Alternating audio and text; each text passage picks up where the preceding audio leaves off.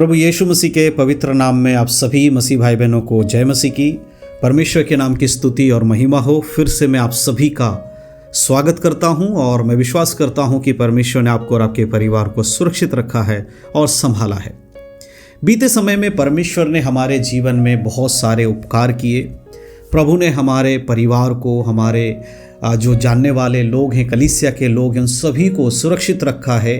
इसके लिए परमेश्वर का धन्यवाद। आज मैं कुछ बातों को बाइबल के वचनों के द्वारा आप सबके समीप में रखना चाहता हूं और मैं बताना चाहता हूं कि परमेश्वर किस प्रकार से हम सभी के जीवन में उपकार करते हैं और कैसे परमेश्वर चाहते हैं कि हमारा जीवन परमेश्वर के वचनों के अनुसार होने पाए। आज के समय में बहुत सारे हमारे प्रभु यीशु मसीह पर विश्वास करने वाले लोगों को अपने खुद के जीवन को निरंतर परखना और उसे जांचते रहना बहुत ज़रूरी है। अक्सर बहुत सारे लोग दूसरों को जांचते हैं, दूसरे की बातों को देखेंगे कि ये किस तरह बोलता है, दूसरे किस तरह कपड़े पहनते हैं, किस तरह का खाना खाते हैं। इन सब पर गौर करने वाले लोग आज दुनिया में बहुत हैं, कलीसिया में बहुत हैं, लेकिन अपने आप को उन्हीं बातों में परखने वाले लोगों की कमी है। लेकिन परमेश्वर का वचन हमें बताता है कि हमारे जीवन में हर एक बातों को हमें परखना है, हर एक बातों को हमें देखना है कि हम परमेश्वर के वचनों के आधारित जीवन जी रहे हैं या नहीं जी रहे हैं। किसी दूसरे की कमी को देखना और उस कमी के बारे में उसको बताना ये गलत नहीं है। अगर किसी व्यक्ति के जीवन में कोई कमी है और आप उसकी कमी को देख रहे हो और आप उसे सुधारने के लिए उससे बता रहे हो कि आपको जीवन से इस कमी को दूर करना चाहिए, तो इसमें कोई गलत बात नहीं है। लेकिन अगर आपके जीवन में वही कमी है और आपके जीवन की कमी के बावजूद आप उसी कमी के लिए दूसरे व्यक्ति को बोलते हैं कि तेरे जीवन में ये कमी है, वहाँ पर आपको समझना पड़ेगा कि बाइबल क्या कहती है। बाइबल में लिखा है, प्रभु यीशु मसीह कहते हैं कि तू अपने आँखों का लट्ठा नहीं देखता है और तू अपने भाई के आँखों के तिनके को निकालना चाहता है। दूसरे की छोटी गलतियों को आप देख सकते हो, लेकिन अपनी बड़ी बड़ी गलतियों को आप नज़रअंदाज कर देते हो। सबसे पहले प्रभु कहता तू अपनी आंखों का लट्ठा निकाल ले, तब तू तेरे भाई की आंखों का तिनका जो है भली बात ही निकाल पाएगा। इसका अर्थ क्या है? हमें निरंतर हमारे जीवन को भी परखते रहना है उन्हीं बातों के लिए जिन बातों के लिए हम दूसरों को परखते हैं या दूसरों को जांचते हैं। अगर आप एक कलीसिया में जाते हैं, कलीसिया के अगर आप एक विश्वासी हैं, तो आपके दूसरे संगी विश्वासी के जीवन के बारे में जब आप किसी भी कमी को लेकर बात करते हैं और वही कमी अगर आपके जीवन में है, तो आपका कोई अधिकार नहीं है कि आप उस व्यक्ति को सुधारो या उसको जाकर बोलो। कारण क्या है? आपके जीवन में ऑलरेडी वही चीज़ है जो आप उसको बता रहे हो। तो सबसे पहले आपके जीवन से उन बातों को आपको हटाना है और उसके बाद जाकर दूसरे के उस काम को हटाने के लिए उसको बताना है। इसी प्रकार से जब हम बाइबल में आते हैं तो भजन संहिता उसके 34 अध्याय को अगर हम पढ़ेंगे तो यहाँ बहुत सारी बातें हैं जिनके ऊपर परमेश्वर के दास राजा दाऊद के द्वारा भजन लिखा गया है। लेकिन मैं कुछ मुख्य बिंदुओं पर आपका ध्यान केंद्रित करना चाहता हूँ। सबसे पहले मैं आपको बताना चाहता हूँ कि परमेश्वर का वचन यहाँ पर अगर आप इसके 13 आयत को पढ़ते हैं, 34 का 13, तो यहां पर देखो क्या लिखा है, अपनी जीभ को बुराई से रोक रख और अपने मुंह की चौकसी कर कि उससे छल की बातें ना निकले। परमेश्वर के लोगों के लिए प्रभु का वचन क्या कह रहा है? प्रभु दाऊद राजा के द्वारा इस बात को कहता है, परमेश्वर आज आपको और मुझे इस बात को कहते हैं कि अपने मुंह की और अपने जीभ की चौकसी कर। मेरे प्रियो, हमारे पूरे शरीर में ये जीभ जो है एक ऐसा अंग है जो मानव के भवचक्र को आग लगा देती है। शरीर के बाकी अंगों से इतना खतरा नहीं होता जितना खतरा आपके जीभ से है। शरीर का एक छोटा सा अंग लेकिन कितने रिश्तों को तोड़ सकता है, कितने लोगों को बर्बाद कर सकता है, कितने लोगों के जीवन को प्रभावित कर सकता है। क्या कभी आपने इस पर विचार किया है, ध्यान दिया है? बहुत आसानी से लोग अपने जीव का इस्तेमाल करके किसी को भी कुछ भी बोल देते हैं। किसी के बारे में चुगली करना हो, किसी के बारे में झूठ बोलना हो, किसी के बारे में गलत बातें करना हो, ठट्टा करना हो, या इस तरह की बातों से कितनी आसानी से आप अपने जीव का इस्तेमाल कर लेते हैं। लेकिन क्या आप जानते हैं प्रभु अपने इसी जीव की रक्षा करने के लिए, चौकसी करने के लिए कहता है। हालेलुया। हमारी आंखों के लिए भी परमेश्वर का वचन कहता है, यदि तेरे आंख तुझे ठोकर खिलाए उसे निकाल कर फेंक दे। हमारे जीव की भी चौकसी हमें करनी है। प्रभु कह रहा है कि क्या करना है, जीव को बुराई करने से रोक, बुराई करने से रोको, दूसरों की बुराई। देखो, दो चीजें आपको समझना है। एक होता है जब हम किसी के जीवन के बारे में कुछ जानते हैं, उस व्यक्ति को सुधारने के लिए हम उसको बोलते हैं कि तेरे जीवन में ये गलत काम है, इसको सुधारना है। या हम उसके रिलेटेड, जैसे एक बच्चा है, उसके जीवन में अगर हमने कुछ गलत देखा तो हम उसके माता पिता को बोलते हैं कि आपके बच्चे के जीवन में ये गलत हो रहा है, आप इसको सुधारिए, आगे आने वाले समय में इसके लिए ये नुकसानदायक है।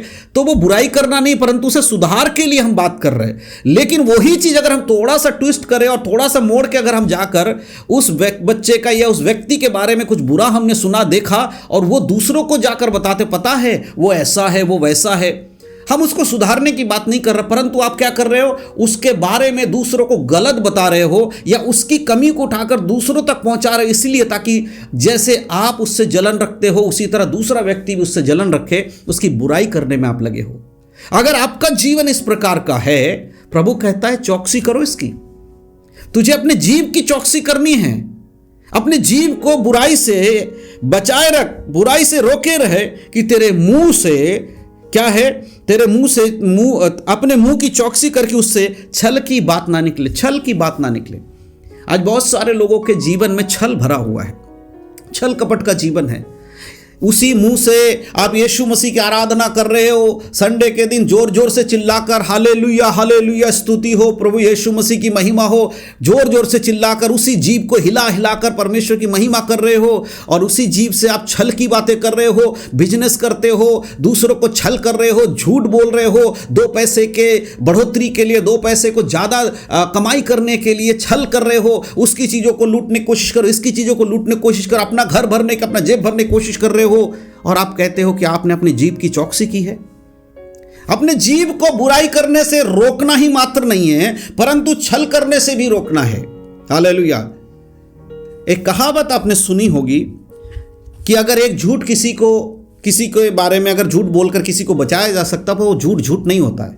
ये दुनिया की बातें हैं, ये संसार के लोग कह सकते हैं कि किसी के भलाई के लिए झूठ बोलना झूठ झूठ नहीं होता है, लेकिन झूठ तो झूठ ही है। आप किसी भी रूप से बोले वो तो झूठ बन गया। हालेलुया। लेकिन हमें एक चीज समझना है कि हमारा जीवन किसी के नुकसान के लिए इस्तेमाल नहीं होना चाहिए, किसी के जीवन में बुराई करने के लिए हमारे जीव का इस्तेमाल नहीं होना चाहिए। हालेलुया। आप चुप रहो। अगर आपको लगता है कि आपके बोलने से कुछ गड़बड़ होगा, अपने मुंह को चुप कर लो, चुप हो जाओ, मत बोलो। हालेलुया। यीशु मसीह से लोगों ने पूछा, तू बता ऐसा क्यों करता है? यीशु ने कहा, नहीं बताऊंगा, तुम बताओ तुम ऐसा क्यों करते हो। कई बार हमारे चुप रहना बहुतों के लिए आशीष का कारण बन जाता है। अगर आप चुप रहते हैं, चौकसी करते हैं, अपनी जबान की चौकसी करते हैं, तो आपके लिए अच्छा है। और अपने जीवन को परखिए, आपके जीभ पे कंट्रोल कीजिए, क्या बोल रहे हैं। कई बार आप जो थोड़ी सी बात बोल देते हैं, शायद दूसरे व्यक्ति के लिए वो बहुत दर्दनाक, बहुत दुख की बात है। उसने आपसे ये अपेक्षा नहीं किया होगा कि आप इस तरह की बातें उससे बोलें।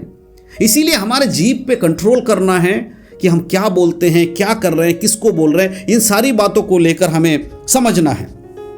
और 14 आयत में लिखा है, भजन संहिता 34 के 14 में, बुराई को छोड़ और भलाई कर, मेल को ढूंढ और उसी का पीछा कर। बुराई को छोड़ो, भलाई का पीछा करो, मेल को ढूंढो, उसका पीछा करो।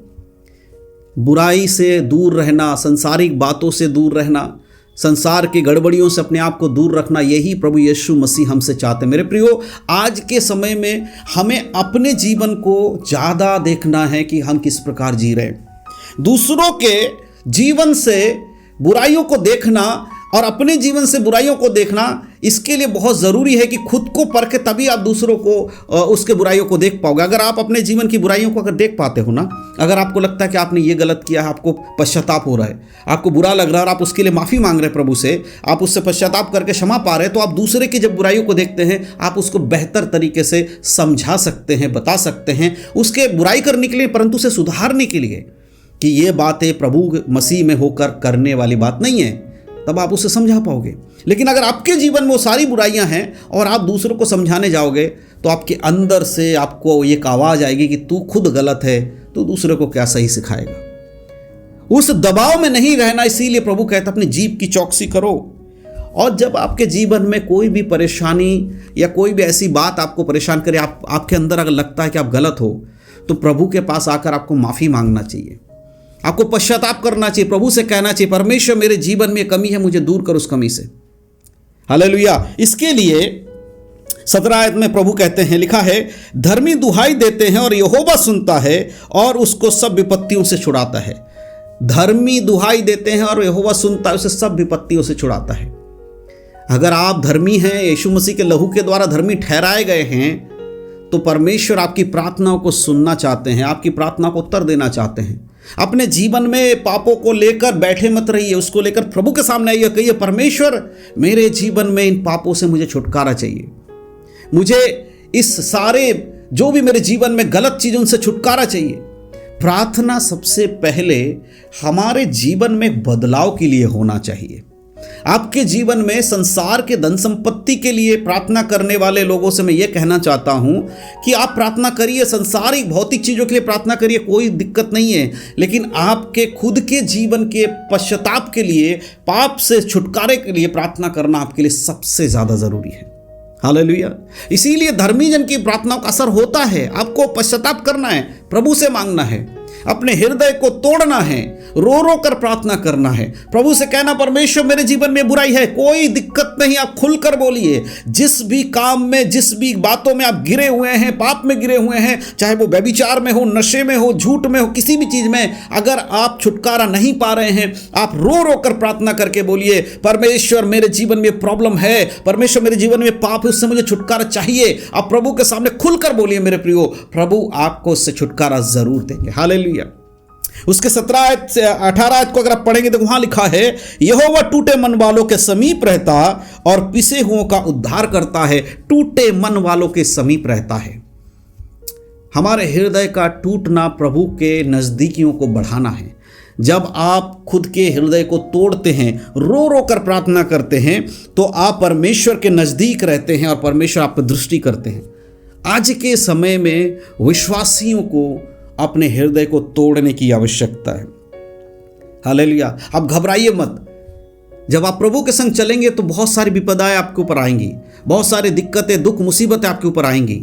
जब आप ये सोचेंगे कि अब मुझे अपने जीवन से पाप को दूर करना है, पश्चाताप करना है, और उसके बाद आप अपनी गलतियों को मानकर प्रभु के सामने बैठकर प्रार्थना करेंगे, प्रभु मेरे जीभ की मुझे चौकसी करनी है, मेरे मुंह से छल की बातें ना निकले, मेरे मुंह से बुराई ना निकले, मेरे जीभ से किसी की बुराई ना हो, मैं पाप में नहीं जीना चाहता, मैं बुरे कामों में नहीं रहना चाहता, मैं व्यभिचार में नहीं रहना चाहता, मैं नशे की आदत में नहीं रहना चाहता, मैं दूसरों के लिए नुकसान वाली बातें नहीं सोचना चाहता, इन सब से मुझे छुटकारा दीजिए। जैसे ही आप इनके लिए प्रार्थना करेंगे, आपके जीवन में परमेश्वर की ओर से आपको आशीष मिलेगा, परमेश्वर आपको सामर्थ्य देंगे कि आप इन सारी बातों से छुटकारा पाओ। पवित्र आत्मा आपको सामर्थ्य देंगे ताकि आपके जीवन से हर एक बुराई से आप दूर रह सको। जैसे ही आप इसमें कामयाब होने लगोगे, उसी समय शैतान आपके ऊपर फिर से अटैक करके आपके जीवन में और परेशानियों को बढ़ाने की कोशिश करेगा।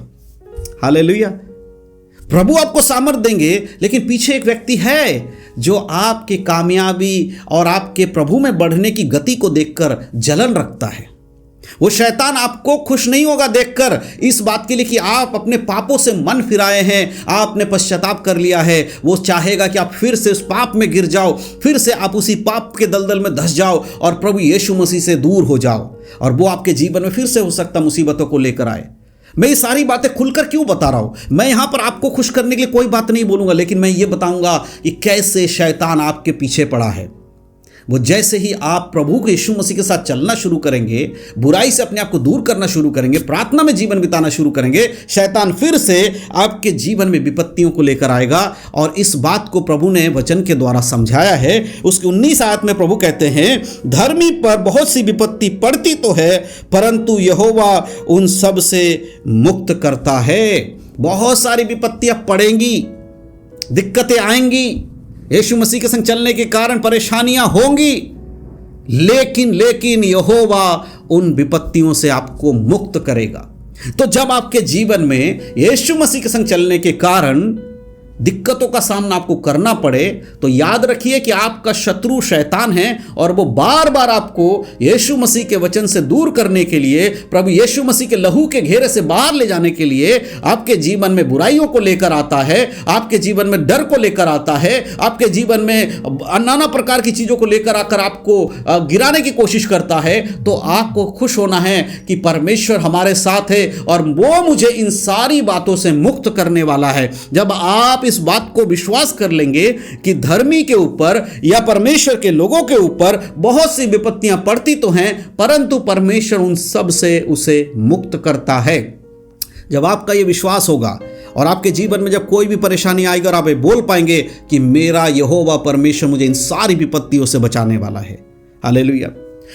मैं एक घटना के बारे में आपको बताकर आज के इस जो बातें हैं उसको समाप्त करना चाहता हूं। वो घटना है दानियल के समय में राजा नबूकदनेस्सर राजा के द्वारा एक बड़ी मूर्ति बनाई गई, सोने की मूर्ति, और यह आज्ञा निकाला गया कि इस मूर्ति के सामने सभी को दंडवत करना है। वहां सब लोग उसको दंडवत करने के लिए जब मैदान में आए, 3 व्यक्तियों के बारे में बाइबल बताती है, शद्रक, मेशक, अबेदनगो, जिन्होंने उस मूर्ति के सामने दंडवत नहीं किया, जिसके कारण उन्हें उस आग के भट्टे में डाल दिया गया और उन्हें जलाने की कोशिश की गई। लेकिन उनका स्टेटमेंट था, उन्होंने कहा कि हे राजा, हमारा परमेश्वर जिसकी हम आराधना करते हैं, हम जानते हैं कि वो हमें तेरे हाथों से और तेरे इस धधकते हुए भट्टे में से भी हमें बचा सकता है, और अगर फिर भी परमेश्वर हमें नहीं बचाएगा तो भी हम तेरे बनाए हुए मूर्ति के सामने दंडवत नहीं करेंगे, इस बात को नहीं मानेंगे। उनको विश्वास था कि उनका परमेश्वर जिसकी वो आराधना करते हैं वो सारी विपत्ति से उनको बचा सकता है। इसीलिए प्रभु यहां पर कहता है कि तुम पर विपत्ति तो पड़ेगी, लेकिन उस विपत्ति में से छुड़ाने वाला परमेश्वर तुम्हारे साथ है। अगर ये आप विश्वास कर लेंगे तो आपके जीवन में जब कोई भी विपत्ति शैतान लेकर आएगा, कोई परीक्षा शैतान आपके जीवन में लेकर आएगा, आपको घबराने की जरूरत नहीं पड़ेगी और आप निश्चिंत हो जाएंगे। मैं जानता हूं प्रभु यीशु मसीह पर विश्वास करने के कारण मेरे जीवन में ये हो रहा है और प्रभु मुझे इससे निकालेगा। हालेलुया। ये विश्वास होना चाहिए आपके जीवन में, ये विश्वास होना चाहिए आपके अंदर, तब जाकर आप प्रभु यीशु मसीह के साथ चलने वाले व्यक्ति बन पाएंगे। इसलिए मेरे प्रियो, भजनकार के द्वारा, राजा दाऊद के द्वारा जो बातें लिखी गई हैं, हमें हमारे शारीरिक जीवन में खुद को परखना है, खुद को देखना है कि मैं अपनी आंखों के द्वारा, अपने जीव के द्वारा, मेरे शरीर के हर एक अंग के द्वारा किन बातों के लिए मैं गुनहगार ठहरूंगा। हर चीज़ के लिए परखना है। दूसरों को परखना कोई गलत बात नहीं है, दूसरों को परखिए, लेकिन उन्हीं बातों में खुद को भी परखिए ताकि आप उनके जैसे ना बने। अगर आप दूसरों को नहीं परखेंगे तो सही और गलत का पता नहीं चल पाएगा आपको, लेकिन अगर आप खुद गलत हैं और दूसरों की गलतियों को ढूंढ रहे हैं तो यह भी बाइबल के अनुसार सही नहीं है। तो मैं विश्वास करता हूं कि आज के इस वचन के द्वारा, भजन संहिता 34 अध्याय के कुछ आयतों के द्वारा आप समझ पाए हैं कि हमें खुद को परखना कितना ज़रूरी है। इसलिए मेरे प्रियो, आने वाले समय में अपने जीवन को एक बार खुद परखिए। अगर कहीं पे भी आपको अपने जीवन में कमी नजर आती है, उससे खुद को दूर करिए। प्रभु यीशु मसीह के नाम से परमेश्वर के समीप में आइए, प्रार्थना करिए, परमेश्वर जरूर आपकी मदद करेंगे। हालेलुया। आइए एक क्षण प्रार्थना करके परमेश्वर के हाथों में समर्पण करेंगे। सर्वशक्तिमान पिता परमेश्वर, मैं फिर से आपका धन्यवाद करता हूँ प्रभु जी, आज के इस वचन के मनन के लिए जो आपने दिया प्रभु जी। जिस प्रकार हमने जाना परमेश्वर, हमारे जीवन के कमी घटियों को हमें परखना है, हमें देखना है प्रभु। किसी भी जगह पे परमेश्वर पिता हम पाप में अगर गिरे हैं परमेश्वर, कोई भी व्यक्ति प्रभु जी अगर अपने जीवन में पाप में गिरा हुआ, उसको परमेश्वर आप सामर्थ दीजिए ताकि अपने मन को परमेश्वर आपकी ओर फेर पाए और प्रभु जी पश्चाताप करके फिर से प्रभु जी आपके चरणों में आकर एक परमेश्वर नया जीवन जीने के लिए सहायता और मदद कीजिए प्रभु जी।